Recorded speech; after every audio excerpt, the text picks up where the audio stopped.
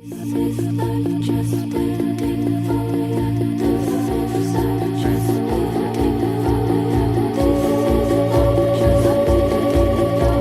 welcome back to the Better by Next Week podcast, where this week me and Ollie are covering all the things that go wrong. And this is part one in probably a series of many parts that we're going to have, because there are so many things that go wrong. We could have gone through 100 things today, but we've kind of chosen a few of the basics. But hopefully, beginners can take something away from today, and also experienced runners, because everyone is different. And what we do find is that one person might get blisters, another person might not. But then, the person that doesn't get blisters might suffer from cramps. And so we've kind of covered a broad range of topics today, where hopefully someone can take away some, little nuggets of insight. So when they go into their next race, they're a little bit more prepared than what they previously might have been. We talk about how you've done all this work just to get to this race, and we really want everyone to crush their events, because you've had many months of training, and then just to get to an event and then get a blister and then DNF, it's like we really don't want that. So yeah, it sucks. And I think I remember when we had the idea for the podcast, it was all about helping people get through their goals and get through their races and not make the same mistakes that we've made. And this episode almost is probably the episode we should have had first. All those mistakes but we were making mistakes ourselves still. But yeah, so it's cool to kind of start with, the biggest thing that goes wrong that I find for people is blisters. So what's the cause of most blisters? So what the causes for most blisters is that it's essentially like the friction that is caused, and it occurs around the feet. And what happens from there, this can either be where you're not wearing the right shoes, could be your feet are wet, and this is caused by friction with the shoe, the sock, and what that causes is like a little bubble of fluid. And when that is popped, it like kills. And I know you've had a couple of experiences at races where we laugh now, where it's like, oh, how'd you do that from a blister, and I think a lot of the time with a lot of the things that we cover today, it's all about prevention. Like, there are so many little signs early on that you think that it's not a sign. You think, oh, that's a little bit of a discomfort. I don't want to waste 30 seconds here. I don't want to waste a minute there. But what you'll find is that early prevention with a lot of these things is the key to, overcoming them. I often find, with your feet, it's hard because you've got to undo your laces. You've got to potentially take your sock off. You've got to dry the area. You've got to then tape the area. You've got to, prep it. You've got to do all these things. They all take so much time. And we often think, oh, it'll be okay. I'll get through. Until next minute, you've got a blister popping in your shoe, and then this excruciating pain where you've taken off that layer of skin. Yeah. Well, we will go through like prevention before and what we can do during the race and how you can help to move past this issue.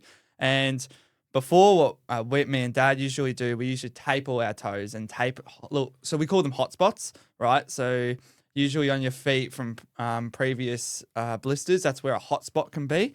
And you want to tape that and make sure it's all dry.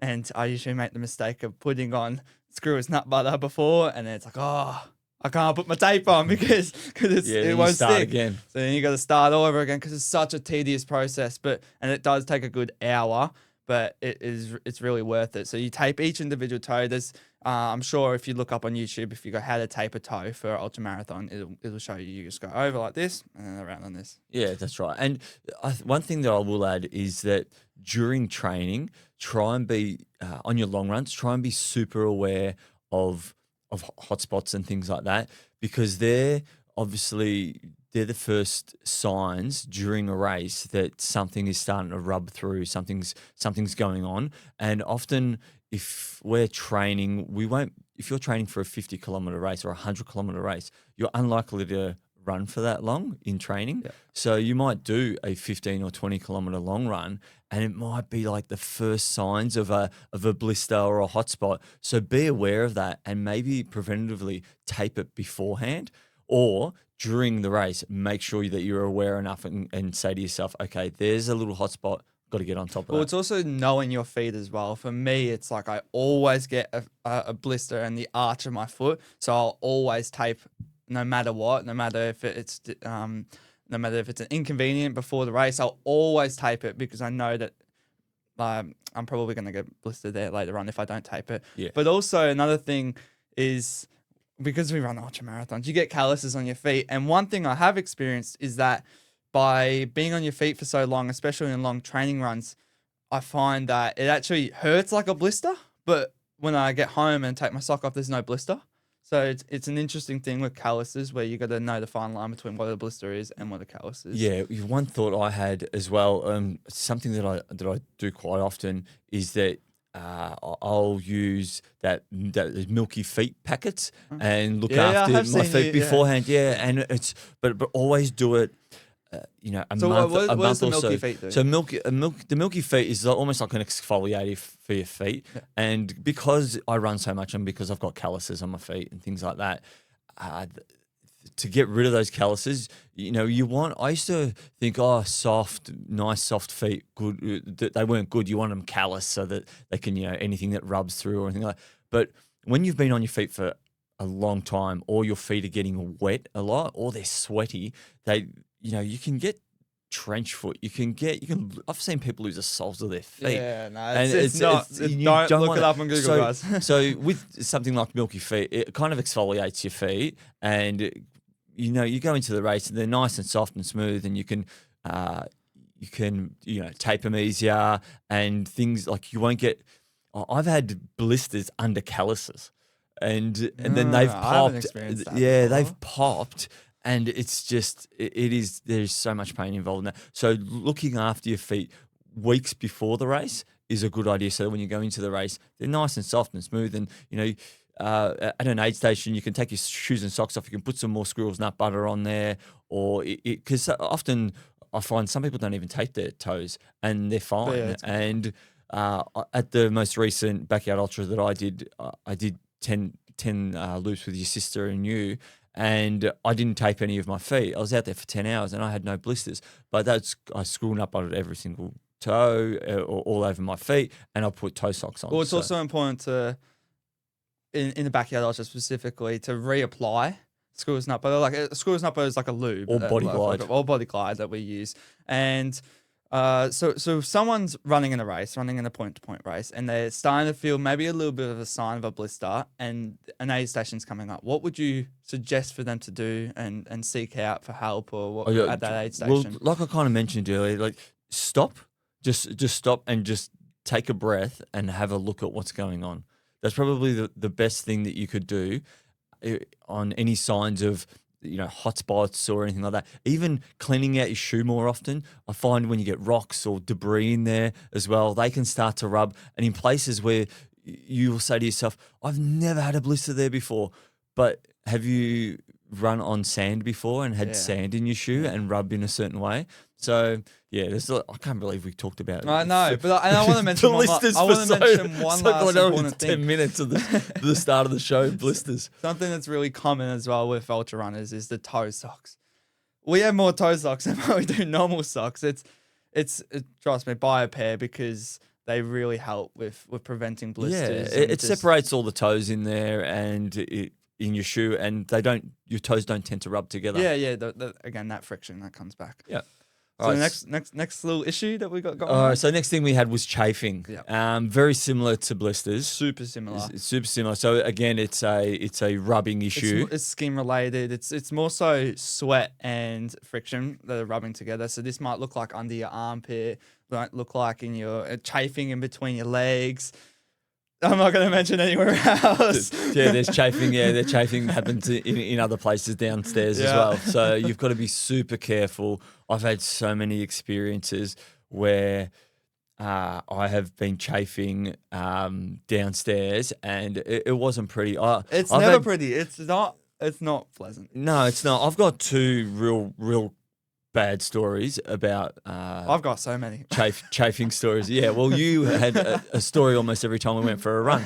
But the worst experience that I've ever had with chafing was at World Tough Mudder. I was in a wetsuit for 24 hours, running around, jumping over obstacles, through water and all that kind of stuff. And it was freezing cold. That's why we were in a wetsuit the whole time. And I was chafing downstairs so bad that every time we went in the lake, it was like razor blades down there. And I couldn't do anything about it. Yeah. And I was terrified. And I didn't want to take off my wetsuit because I knew it was like -2 degrees. I knew what was going to happen. If I took that wetsuit off, it wasn't going back on. So I actually come back to the camp area where all the competitors were camped. And I was yelling around. I'm like, "Oh, anyone there? Can anyone help?" And then I had this one guy that was sleeping in the tent. He's like, "Oh, Tim," and he goes to me, "Oh, what can I help you with?" I'm like, "Oh, well, I got something interesting that I need help with." And he's like, "Oh, okay, I'll come out." And I had this little vial tube thing it's called Blister Bomber, and it used to be like an anti-chafe cream. Yeah. It was quite a cool little applicator that they had on there, but it was full of this anti-chafe oil.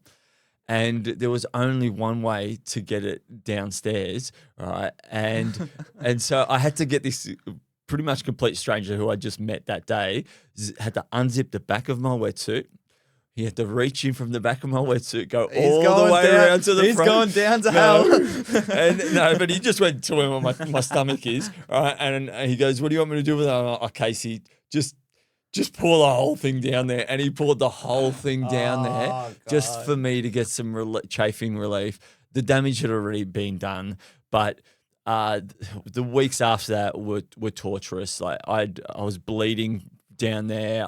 It was sticking to my underwear. It just wasn't. So that is the horror story of how bad chafing can get. I don't think I could come up with a worse story, but before that race, did you apply the pseudo-cream? Did you apply the body glide? No. Did you do any of that? No. I Right. just started. There you I go. was like 1 or 2 years into running. So this is where you share your years of experience, so Yeah. no one else has to experience it. That's right. And like my second story, I'll quickly do this one. But there was at Great Ocean Walk, and this is one thing very few people will ever mention about chafing, especially, between the legs and stuff like that, as a preventative measure, and that's the underwear that you wear. I wore cotton Bonds jocks to a 100-kilometer race where I think it was 25 degrees. I was cooking, and the last 10 Ks, I chafed so bad between my legs. It was incredible, and I had my shoes on. I had everything. I had my shorts. I still had everything on, and I had no way of quelling this burning that I had. I ended up having to rip my jocks apart, and I had to throw my jocks away, right, and just run in shorts because the jocks were so wet and they were rubbing up against my skin. Well, that's not very good advertisement for Bonds, hey? Oh, well, their normal jocks aren't too bad if you're just walking around daily life. But no, so one thing that we normally do, and this is it's also hard to counteract chafing when you're in that moment in the race. So it's more so a preventative thing right before, and we go through a routine where it's the body glide everywhere. Any spot that you think you're going to chafe, any spot you have chafed in the past, and also pseudo cream downstairs.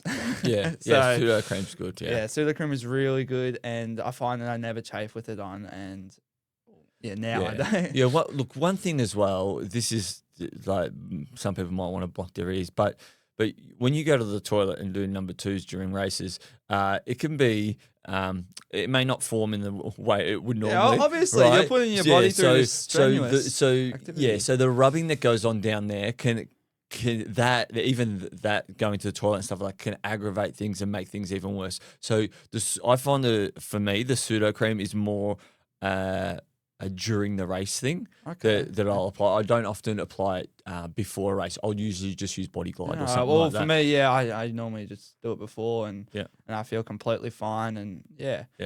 But reapplying as well. That's another thing. Is super Reapplying. important, So again, preventative. Keep an eye on things during training when they're happening, when things are rubbing, and so that you can notice things before they happen. But also, I want to know. I want to tell people what a chafe looks like, and it's sort of like a rash in a way, like a red raw rash, and it just kills. And that often also can occur from bad gear, like you said before, the bonds. Even with a top, if you have a really bad top and that's just chafing underneath your armpit, it's awful. So but you even want a pack, like even a pack, pack, a pack that's rubbing or something like that. Often people might not train with their pack, and how I said about the callousing of your feet. It's probably better not to have too many calluses on your feet. Sometimes wearing your pack so that your skin kind of hardens a bit. You might not notice that it's hardened, but it rubs and rubs and rubs and rubs. Because if you're doing a 50-kilometer race and you say to yourself, I'm going to need a pack, and then you go and buy yourself a pack and it's there sitting in the packaging or waiting for race day, and because you're only doing 10, 15, 20K runs and you don't need that pack, and then race day comes and you take off the tags and throw it on and you're like, yes, I'm all that ready hard to go. work gone down the drain. Yeah, that's right. And then you're 20Ks in and you're bleeding from your shoulders because this pack's been cutting into you. That's where I don't know. I don't know if it's because their skin is hardened so much, but I don't know how people do it just no top on. Like I look and I'm like, oh my God, I could never. Yeah, I could never. My fragile skin would bleed. Yes, it would. Your fragile skin would bleed. All right, what have we got next up? We had stomach issues. So this is my expertise. I feel like I remember I had so many months of just like a bad run with stomach issues, and a lot of the time in races, it can be caused by like a high level of sugar, like high amounts of sugar, which disturbs the guts. But what I found for me is stress. Like, and I think it's overlooked a lot. And we often said, and it was an ongoing issue for me that I had to fix. And we said it was like a mind to gut issue or gut to mind issue. And it was almost like I had to let go, because every single run I'd go out on, I'd be worried. I'm like, oh my God, I'm going to need to go to the toilet. I'm going to do this. And it'd almost prompt myself to have a gut issue. And that can translate to a race day. It's like, oh my God, I'm really worried. How am I going to consume this amount of food? How am I going to go to the toilet? Just chill out and let it be. You know? That's a bit of an anxiety thing as well. Yeah. Like you can be anxious about something occurring. And I mean, that goes deeper as well. I know that with you it was stomach issues, but that can also go deeper with people that for any of these things that we speak about today, you might go into it thinking, oh no, I'm going to have foot issues because I've had them in the past and those things. But all these things can be prevented if you put some steps in place beforehand. Yeah. Well, specifically for stomach issues is having a nutrition plan. Yeah. Getting to know the foods that you like in training and not going into a race and go, oh, I'm going to have something completely I've never had before and let's just run with it. It's not really like that. You train with what you plan to have on race day and execute. Yeah, that's right. And a lot of the stuff what we train with is like tailwind. Yeah, there you go on the top. Yeah. and that's like a carb mixture for us, which gets us our calories and everything and energy that we need. But also gels. Gels are quick, easy sugar that gets down, but it's also important, like I said before, that too much sugar can really disturb the guts, and knowing the fine line between how much you can have and not have. And it's all about sort of getting to know yourself in a way. Yeah, but it also depends on the race that you're doing. Of course. If you're doing a 5K race, you're probably not. Nothing.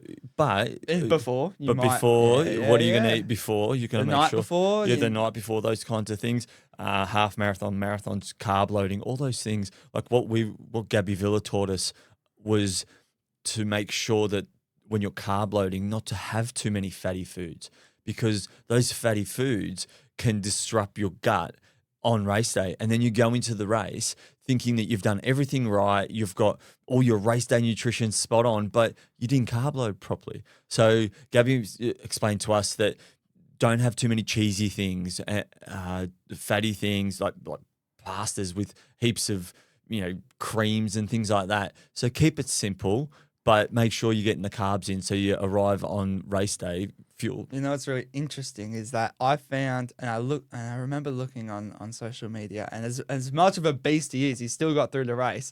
Tom Dade, right, had food poisoning, right? So you have to be really careful, especially before a big race. And he's in a foreign country. He's in somewhere in Middle East Asia. He was doing like the Everest. Yeah, Everest 100 or something. Yeah. It was something really crazy. He still managed to finish the race with food poisoning, but it's important that if you're in a foreign place and you don't really know where you are, eat foods that you know are going to be safe. Yeah. Not don't eat seafood right Yeah, before a race. keep it Keep it simple. really Even simple.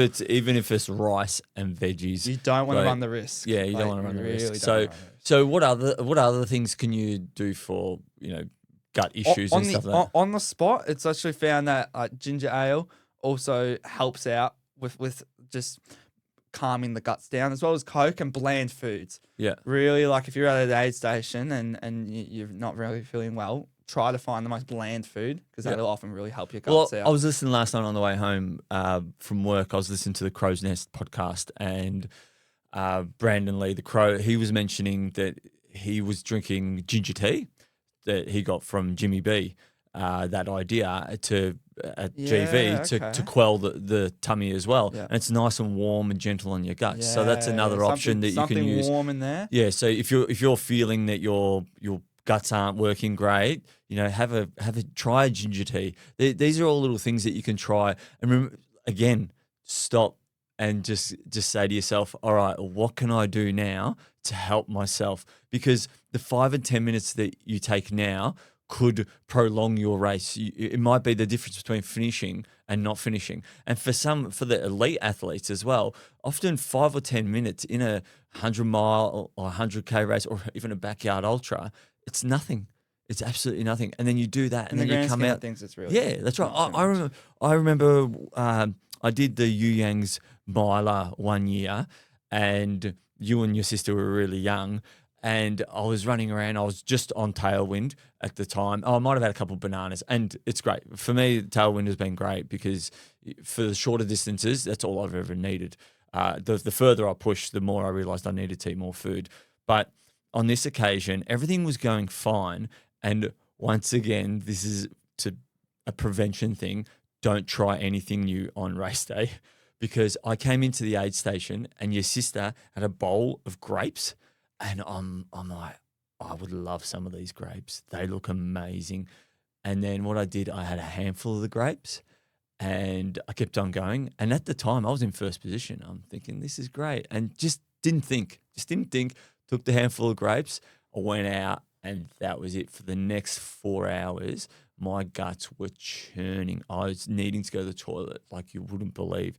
I would go out with some toilet paper, and I'd have a couple of like 2 buffs, one on each wrist, and I'd come in and I'd look at your mum. I need 2 more buffs. She goes, "You went out with 2 buffs?" And I was like, "You don't want to know. You don't want to." And if I wasn't in the lead in that race, I would have pulled the pin way earlier. I was having to go to the toilet 4 or 5 times every 20 k's. Funny how something so small can really... so small. So for 4 or 5 hours, I battled with that, and it was just a handful of grapes. So well, it's funny when I had my gut issues, we went to see a naturopath, I believe, and what he had explained was because you're working so hard and your muscles need more oxygen demand, and what happens is the blood rushes away from your stomach, right? And I actually feel during my runs, I feel down in my guts. I'm like, oh, it's quite cold, and I believe that's the blood rushing away because blood is warm, and with that, it almost what happens is when you're eating. He explained it where when you eat, it kind of just sits in there and ferments away and gives you slow energy at times. And yeah, that's a little bit of the science behind it, and why some people might get gut issues is they put something in there that they're not used to. Yeah. So I suppose the main takeaways from stomach issues is make sure that you don't have anything fatty before when you're carb loading. During the race, stick to things that you've tried before.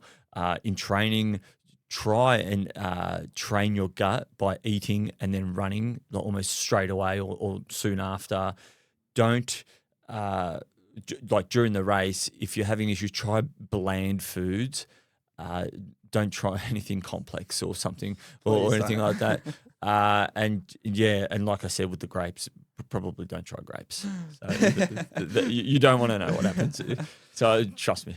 Next thing, cramps. Yep. This is an issue that a lot of people have, and what a cramp is, it's like a spasm at a muscle, and it's due to a lack of salt, specifically from electrolytes and dehydration.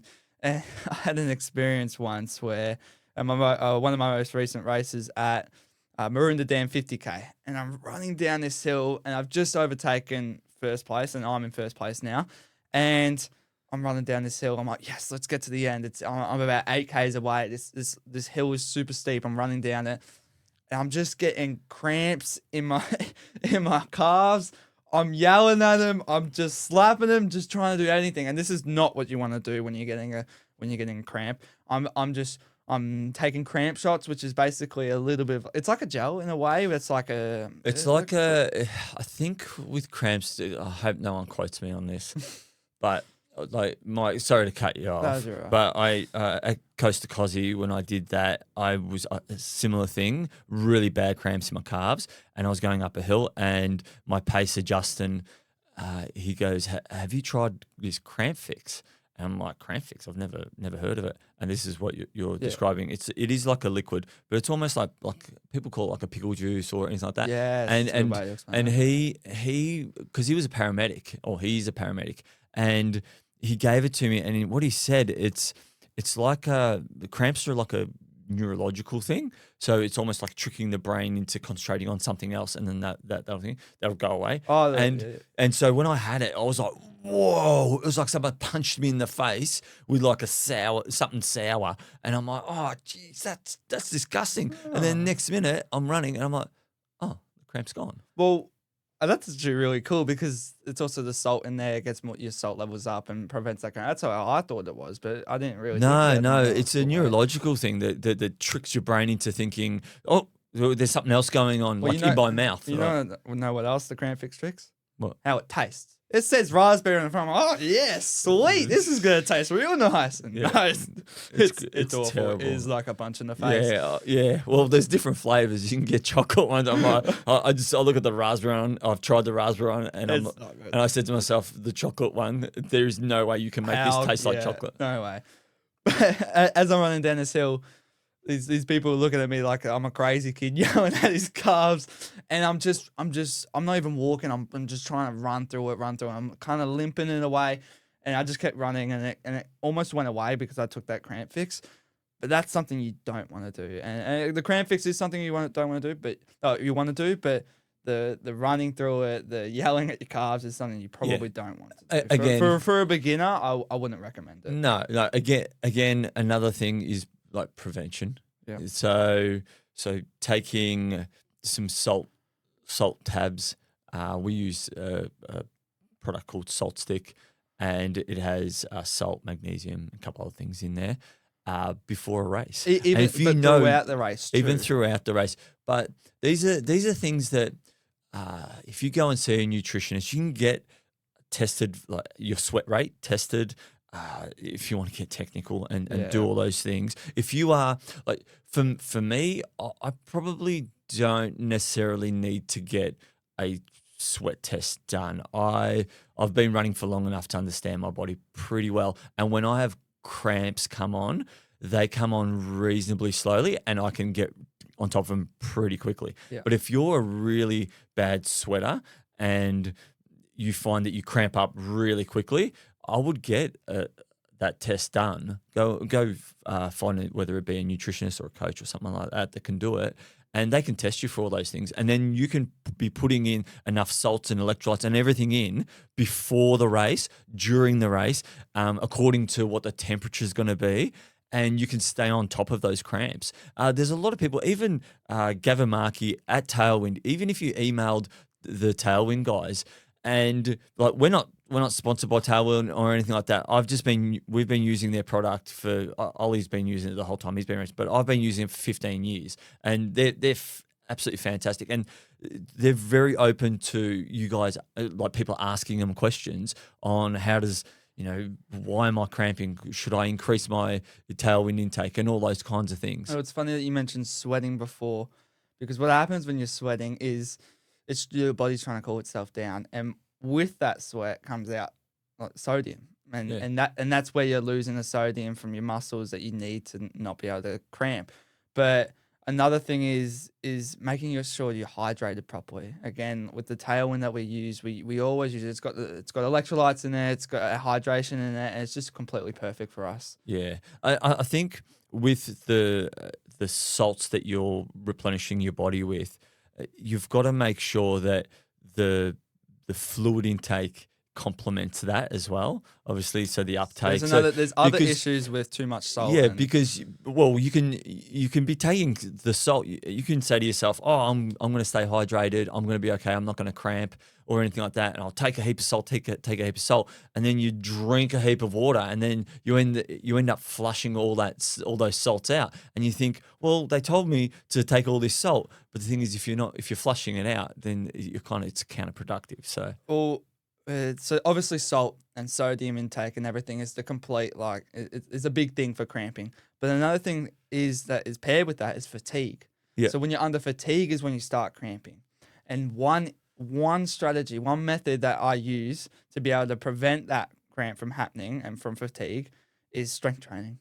Like that is something really big that helps you be able to build up that fatigue resistance and prolong like the amount of times that you're probably not going to be able to not cramp in a way. So. Yeah. And if anyone wants to know more about strength training, they can go to our episode that we've got, Don't Skip Leg Day. And our blog page. On our blog, we got plenty of stuff on there as well.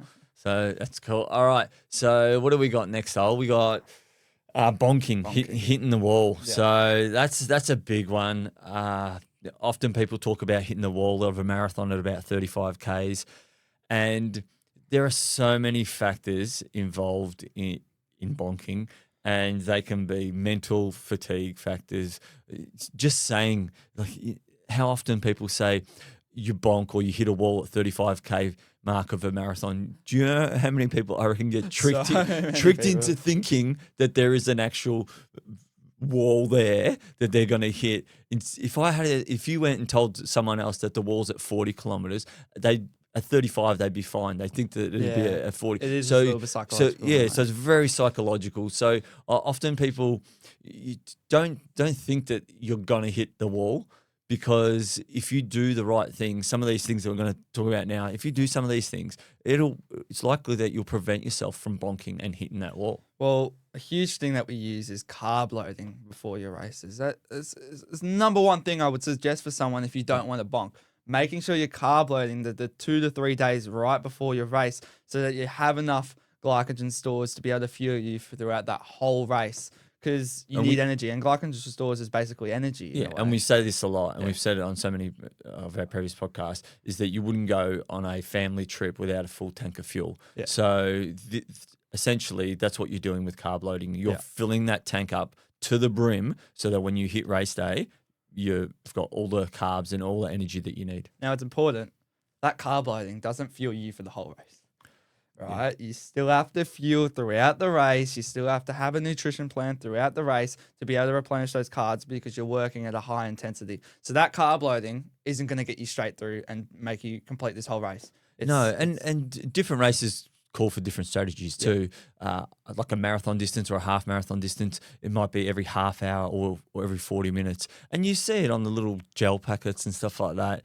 The recommendation, 15 minutes before the race, and then every half hour or every 45 minutes. So it varies in terms of how you plan your nutrition. So in a specific, in an ultra marathon that's a point-to-point race, you might have a combination of gels. You might have a fluid carb mix.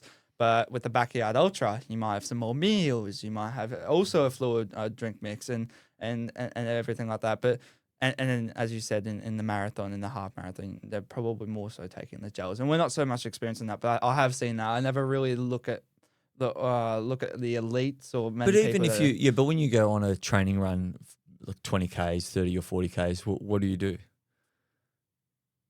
You do exactly what you would probably do in a half marathon or marathon. Well, you're consuming your carb mix. So you're still fueling yourself so that you're at your best. And it comes back also to the stomach issues, because it's like you're allowing your body to understand what it needs before the race. Because if you come into this race and start this fueling strategy and this high carb, this low carb, or you want to know where you sit on that pedestal of carbs, and you want to know whether or not you can tolerate high carb, right? Because some people can and some people can't. So that's where in training you start to plan your fueling strategy. You start to execute it there. Yeah, so and you want to make sure that when you're not feeling great in a race, if that is happening, that it's not a fueling issue because, well, in one regard, it's probably, if you're not feeling great and it's a fueling issue, it's not the end of the world because you can stop at an aid station, refuel, and you'll pick back up. If you're dehydrated, that's a whole different thing. Like that's so hard to come back from. It's almost impossible. Like I personally, I've never come back very well There's a way from dehydration. There's a term where it's like you can come back from lower energy, lower carbs, but you can't come back from dehydration. No, that's right. And one event that I had, which was it's the UTA one now. It was North Face 100 at the time, and I'd done it. It was the second year I'd done it, and I was really keen to do a PB. And I was at about 30 k's, and I was about to come into an aid station, and I thought, that's it. I'm going to have to quit here. I felt like absolute crap.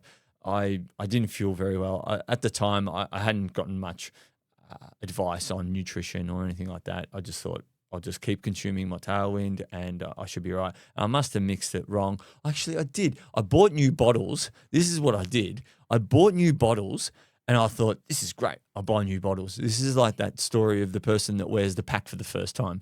I bought new bottles. I filled them full of Tailwind. And I thought, and off I went. And I'm on my 100-kilometer adventure. And next minute, I'm sucking down on these bottles, and all I can taste is plastic. And I'm like, oh no, these taste like crap. Why didn't I wash them out beforehand? So, and I didn't want to drink out of these bottles. So I ended up, my energy levels dropped. And that's where I was looking at my watch, and I was like 30 Ks. And I'm like, I'm half an hour behind my PB. There's no way. I've just quit. I've had enough. And then I said to myself, you know what? I'll take 15 minutes in the aid station. So I went into the aid station. So this is like me bonking. So I've gone into the aid station. I've had some chips. I've had something to drink. I've washed out these stupid bottles. And then I've put more fluid in. And I said to myself, doesn't matter. Whatever happens now, happens. So here's two ways that I got past the bonking. One, I accepted that things don't always go right. Things can go wrong. And whatever will be. So there's the mental side of it. And two, I ended up just stopping, taking a breath, and actually having something decent to eat in the aid station. I had a banana, some chips and things like that. And then I got going again. And then you wouldn't be like, I ended up beating my PB by like 45 minutes because I caught back up. And I'd let go of all this pressure that I put on myself, all this expectation to finish this race and do this massive PB. And yeah, I ended up getting it in the end, but that's how I beat my bonking. Yeah, I've never heard that story before, Yeah. but that's really cool. Yeah. So the term bonking, the term hitting the wall, there's some serious stuff there. And I want to know, and the audience I'm sure is want to know, what does that actually look like in the moment? Like, what's happening to your body in a way? Well, I think essentially, like I kind of just said, you've defeated. You almost feel defeated. Like everything hurts. It's almost, for me, bonking is a mental low, a physical low, and almost like an emotional low as well. And you feel like you just can't get past it. It's almost like when we spoke about DNFing, in a sense, that is the moment where you're really, really tested. But I think often with the DNF, it tends to go on the side of mental more so than physical. It can be physical, but in bonking, in a sense, it's more acute as well. Don't you find it comes on? And yeah, I think the bonking side of it is it's more acute, and I think it's more related to shorter distances as well, more than long distance events. Well, because long distance, there's so many other factors that are. Yeah, that's right. I think the short distance stuff, that's where you can kind of bonk. And like the quintessential bonking thing that I've got always in my head is, everyone talking about this 35-kilometer wall at the marathon. So don't get fooled. You might crush it, and you might not experience the wall if that's right. If you fuel properly, if you do carb load properly before, if you do all the right things. Yeah, and look, I think that's what kind of bonking looks like, how I've experienced it. Yep. And have you experienced bonking? Oh, I definitely have. One, and not in races, because I've done all the right things from your experience that you've shared with me, and in a specific training run the whole day, ate nothing, right? School, ate nothing. In that afternoon, I went to do a 19-kilometer trail run out at our local bushes, and I was fine. It was completely fine. I was running. I felt strong. Then I got to 4 kilometers left, and that's when it went downhill. Like, I was walking. I felt so tired. Everything was heavy. I'm like, what just happened? And it can be confusing for someone who just hasn't experienced it before. But that's one really, really like big experience that I've had with bonking, and something that I've learnt from and will never do that again. So make sure you're eating the whole day, because it's hard to try. The term that we use is fuel the work that you're doing. Like, it's eat so that you can perform. Yeah. Yep. I reckon one thing I wanted to bring up next thing I kind of wanted to bring up was getting lost. I think that's a massive one for people in terms of things that can go wrong. And I often find, maybe not so much for people that have been running for years, but for beginners, when they look at a trail event, I guarantee the first thing they think of, they don't think about fueling strategies, It's fancy footwear, blisters, and all that kind of stuff. All they're worried about is, am I going to get bloody lost? And you could. That's the risk. You run a risk. You do. Look, and the things that lead to getting lost are, once again, not being prepared. Before the race, looking at the race maps. If the race director offers a GPX file that you can download to your watch, so that it can point by point, it can tell you which directions and things like that, take it, put it on your watch. It's such an ease, like knowing that it's like, yeah, you're turning right in 50 it's meters. like having a nav man on your wrist. It's really good. So it's really important to do those kinds of things. Race directors don't want you to get lost, but I can completely understand how a race director thinks that their directions are squeaky clean and perfect and no one will ever get lost, because they've ran the course a billion times. Their markings to them look super familiar, look exactly how they're supposed to. One event company, Trails Plus, they have their markings, some of their courses are quite elaborate. And you'll come up to a sign and it'll say, first time here, go left. Second time here, go straight. Third time here, go left. Fourth time here, turn around, do a U-turn. And I look at that sign and I think, oh my God, I hope it's the fourth time I've been here, because I really want this to be over. But then you forget and you don't realize, which way am I meant to go? But the best solution in those kind of situations, if you're a bit confused, is have a look at your watch, see what it says, because often what they'll say is first time, and it might have a little marker, say 7K, second time 24K, third time 32K, fourth time 50K. Yeah. And then you can look and go, I'm at 18 Ks and that says 19, so it must be, I must have to go right. So stop and think, essentially. And I think it's funny because all these things that go wrong can all almost be prevented in the same way if you just stop and think. And because it's so hard in races, because you get so emotional and everything hurts and you're bonking and you're this and you're this and you're this. And so what do I do? It's just stop and think and just be present, I suppose. Right now is a really good opportunity. I don't know if they still run the race, and I'm sure they haven't run the race in a while, but it's an event by Trails Plus, and it's called Unbreakable. Spoiler alert, that's the only person in Australia who's ever finished it. Right up here, if you are watching, has been broken one time, but he has been unbreakable the other time. A couple buckles up over on the bookshelf. Nah. But this event, is crazy. And I think you might want to go into it. But I feel like a thing that people get worried about, and we really want this event to keep running, because he's thinking of shutting it down, and because there's not as much participants going, and people are worried people are terrified lost. of getting lost. And it's based off the Barkley Marathons, and yeah. Do you want to go into? It's actually a really that? cool event. I know we're supposed to be talking about how to prevent getting lost, but this is a good opportunity. But yeah, it is a good opportunity. If you do go to the Trails Plus website, there is an event called Unbreakable, where it's based on the Barkley Marathons, and you use map and compass and no GPS watches or phones or anything like that. You do have your phone in the back you as an have people, emergency. there's people around you. Because, But yeah, you run with other people it's as great. well. It's seriously a really good. Yeah, it's an awesome event, but essentially it's all about getting lost and unlost. You're looking for books in the woods, and you're tearing out pages and things like that. And I mean, I've got heaps of stories from that race, but I won't share. We them won't here. go into detail. I won't now. go into detail here, but essentially, those using those kinds of skills as well. Not everyone needs to be amazing at navigation, but don't be scared. Have a map. Load up a map on your phone and have even trace it out. You won't get lost at these events if you put these little preventative things in place.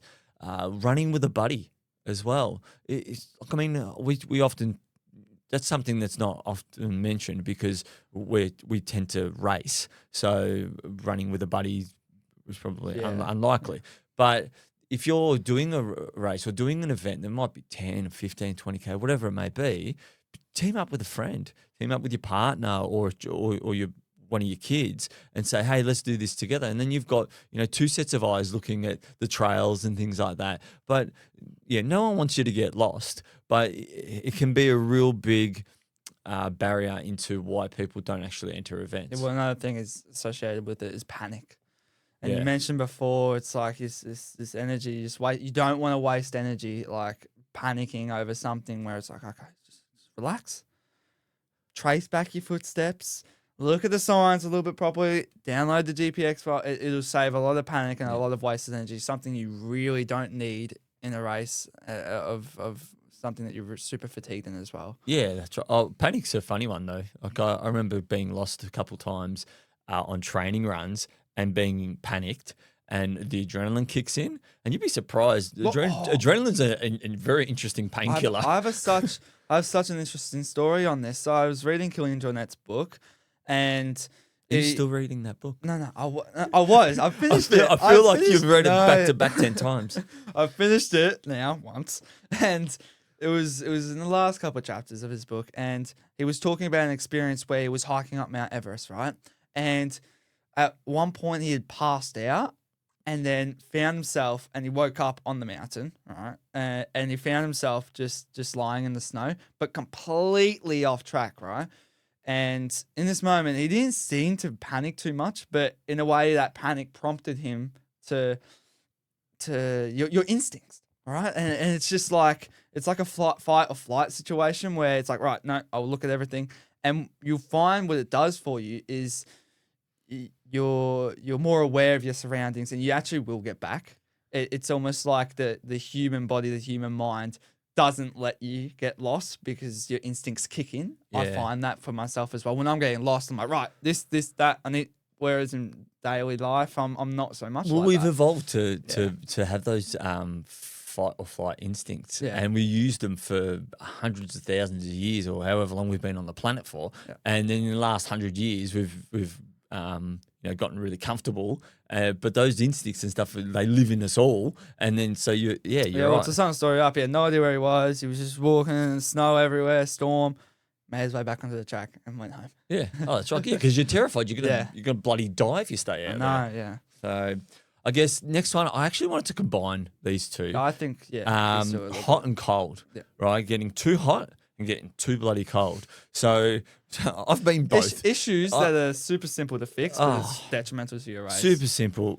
And you know what? I wish I had more races that were in between. I seem to always choose races that are or events that are too hot or too cold, and I have to my problem solving brain has to goes into panic mode because it goes into overdrive. But what are your experiences, hot and cold? Again, actually in races, I feel like I've executed them all pretty well. But in a training run, I remember all the time I'm like, it's stuff that I won't take his advice. I'll wear a long sleeve on a run. And bad idea halfway through because you take it off straight away. So knowing your layers, I feel, is super important. And one thing that you've always told me about is wear a short sleeve and then wear a long sleeve at the top because it's so much easier just to take off your long sleeve, tie it around your waist, and that's it. You go on your merry way. And I think that's really important, especially throughout races when it's really cold at the start and then you start to warm up. You can just take your long sleeve off, wrap it around your waist, and off you go. Yeah, I think layering is a big one, whether it be hot or cold. Uh, you've got to, in cold, you'd be surprised at how much of a difference gloves can make. Ooh, I So didn't. Yeah, yeah, that is a good I'll one.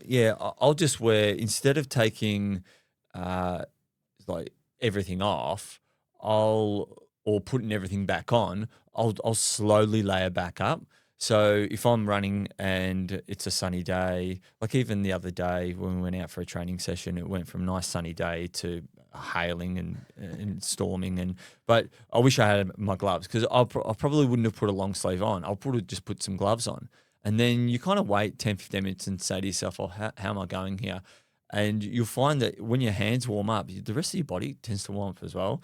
Like that Unbreakable event that you mentioned, that was freezing cold. That was 0 degrees, and it rained the whole weekend that I did that event. And all I was doing every single time I'd come in from a loop was changing my gloves, and I'd have my long sleeve thermal top. You'd be surprised how much of a difference a zip can make. So I'd zip it, everything up and gloves on, and then start to get a bit hot. So I just pull the zip down, Airflow and through. then I'm like, okay, this is good, and my temperature's kind of regulated. Obviously, energy levels matter as well, because if you're taking on fuel and you're burning more or burning less, depends on how fast you're moving and all that, how much heat you're generating. Obviously, that's going to affect how warm you are. But using gloves, buffs are a good one as well. Even if you have buffs on your wrist, no gloves, but even if you kind of make a figure eight out of the buff on your wrist, and then you pull it over your fingertips, and then that's just enough to keep warm. But you've got to be careful, because in that event, I couldn't believe, I was so bloody cold in that event that my hands were cold, my gloves were wet, and I ended up not being able to feel my thumbs for 6 months after that event, because it was so cold. It was just because it was windy, and I don't know what it was that I'd done, but I just wanted to obviously finish. But you've got to protect your skin and how cold you are. And I didn't have buffs with me at the time, but I probably should have put buffs on the end of my hands, even though I had gloves on top. And that's just one extra layer. Especially with when you're cold, so crucial to understand that when you're really cold and you're shivering and your body's trying to warm yourself up, right, by shivering, and that's wasted energy. Yeah. Energy that you need to be able to run. When you're cold, it's caused by, and it's super dangerous when you're wet and from sweat and cold. Super bad for you. Like a GV for me, I'd be running out. It's super cold. I'd sweat a lot because I'm running fast. I'd get back in, get in my little sleeping bag, have sleep. I got out. I was sweating. I was boiling. I'm like, I was in a furnace, right? I get out. Woof, Yeah. cold air straight onto you, and you're shivering and Yeah. you're cold, and And that's it's why I really was bad. trying to explain to you at that event. It's you're almost better off regulating even your speed a bit, because this is more for long distance events, obviously, this advice. But if you can maintain a good energy output where you're not generating too much heat or not enough, then your garments won't get wet. You won't be cold all the time, and because if your body can't regulate its own temperature, it'll either be too hot and trying to cool itself down, or too cold and trying to heat itself up. So, like you said, it's so much wasted energy when, if you are running and you have the appropriate layers on, then you can regulate that temperature and regulate your energy output. So that's a little bit about the cold side of things. Yeah. The hot side of things, ice. Far out. If there was one word I could describe like being hot and fixing it, it's ice and keeping yourself cool. We found a specific nerve. I don't actually know the science behind it. I don't know, I and we don't want anyone to prove us wrong. Yeah. Just it works for us, all right. Just take the advice and go. We actually have like a little wristband, right? Yeah, like a tennis wristband. Yeah, like a tennis wristband. And what happens is, if people are watching on the video, I'll show my little wrist. It's like a pressure point right here, and you put an little ice block there, Yeah. and then put the wristband over it, and it keeps it there. And my God, is it cold? It's like it sends a shock. It's like I feel like it's a nerve point, and it sends a shock throughout the whole body and keeps it cool. That's one thing I found at Miramoy at Backyard Ultra when it was super hot there. I suggested it to you, and it was completely perfect. Yeah, But one of our family members, Dana, she actually brought these little Aussie wristbands to that event, and she gave it to us. It was her idea. Yeah. She put them on there, and then she's like, "Put some on." I'm like, "This is not going to work," and I put them on for the next loop, and I'm like, "Oh, whoa."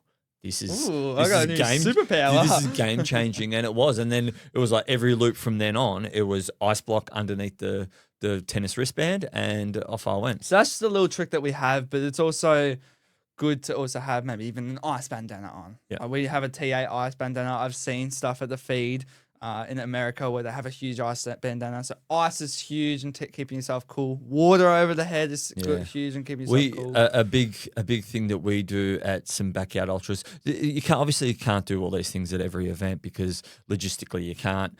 But we have a kiddie pool full of ice, and we'll put all our gear in there pretty much. So my top will go in there, my hat will go in there, the wristbands will go in there, bandanas will go in there, everything goes in there, and then I'll have my rest with fans going, even the Milwaukee battery fans or Ozito, whichever brand that you want.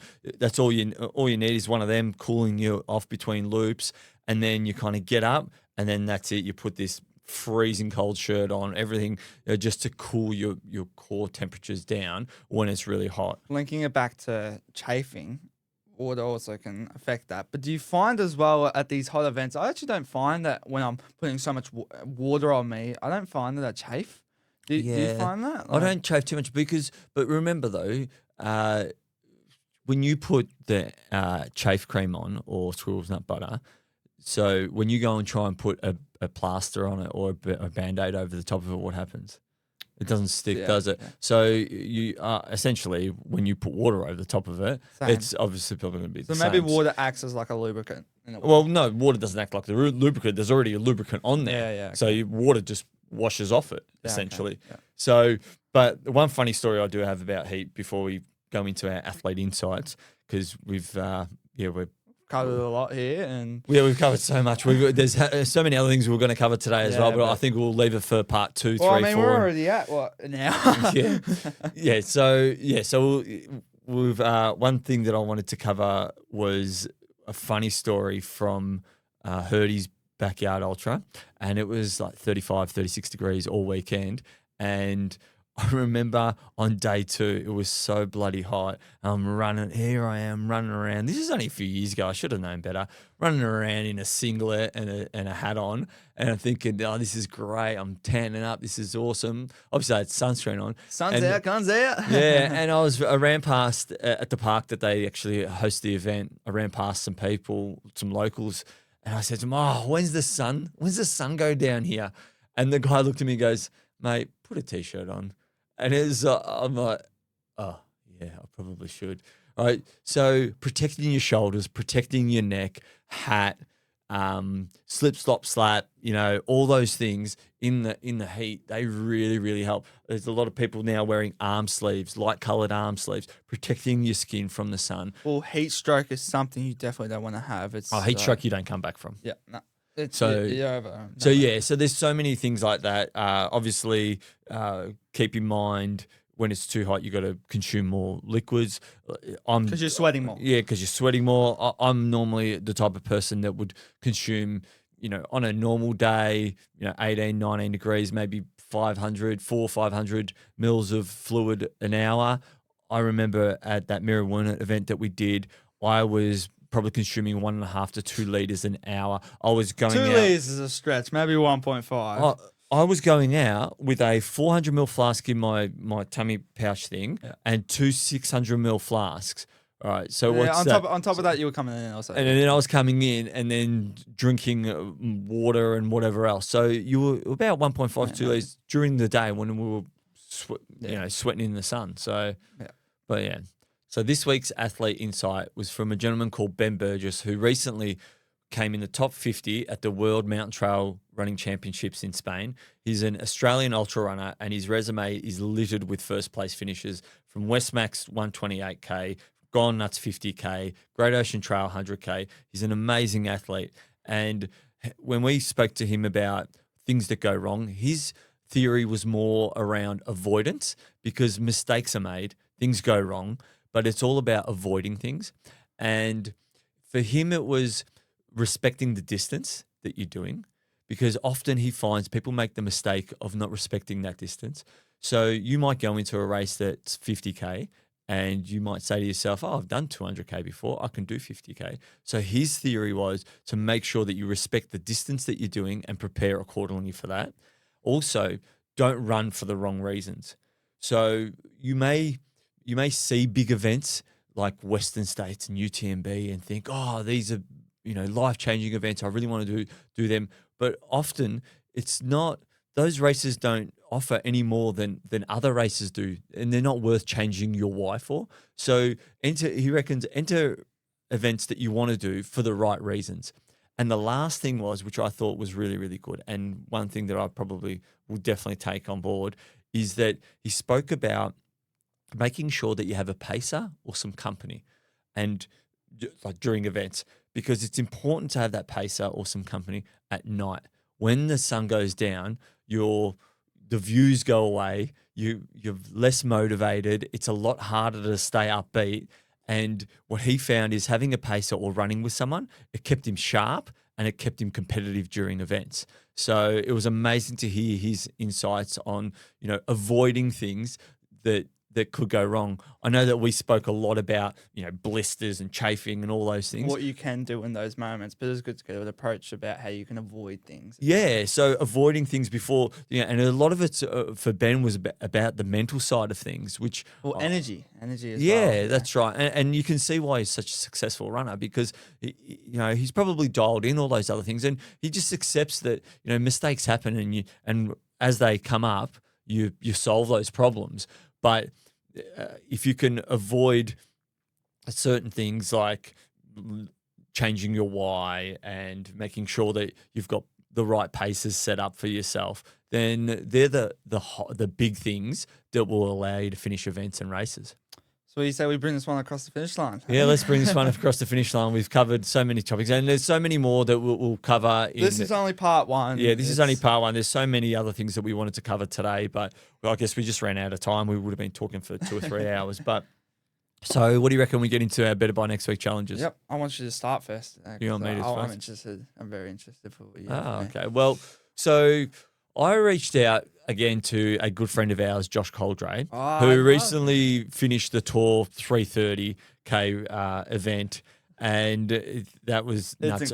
We'll at some point we'll have him as a guest in the greenhouse, but he has again kindly created a video, which is a 30-minute yoga session to release the hips and the back. And I know post-race recovery for you is really important, because you're recovering at the moment and you've had some like lower back stuff tightening up after the race. So my Better by Next Week challenge for you and our listeners is to do a 30-minute yoga routine, which we will provide the video for from Josh Coldray Endurance.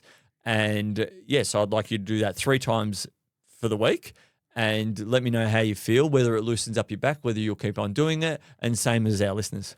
That is awesome, because literally tonight I was about to go on YouTube and search up a back. Yeah, my back is just been really struggling after the event, and I think that's a great challenge. Yeah. I got a little bit of context behind mine, and it's a little bit sciencey, and I'll have to look at my laptop at the name because it's hard. It's because it's a part of the brain, and I don't know the brain too much. But so this is a part of the brain, right, where if you're doing a specific activity, and this is called the anterior cingulate cortex. And I found this on David Goggins and Huberman's podcast.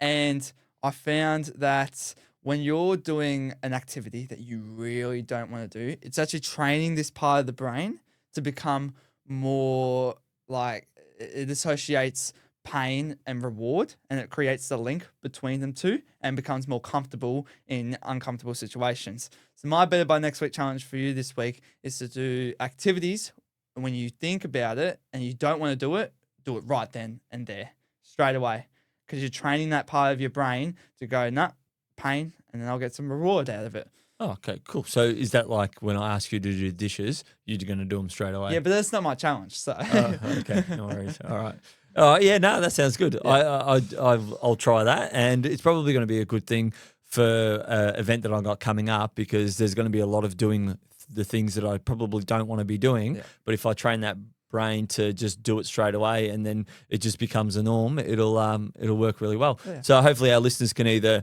do some yoga or train their brain to do the things that they don't want it to do. So that's great great. podcast. Yeah. Well, everyone have a great week of running, and we'll see you next week.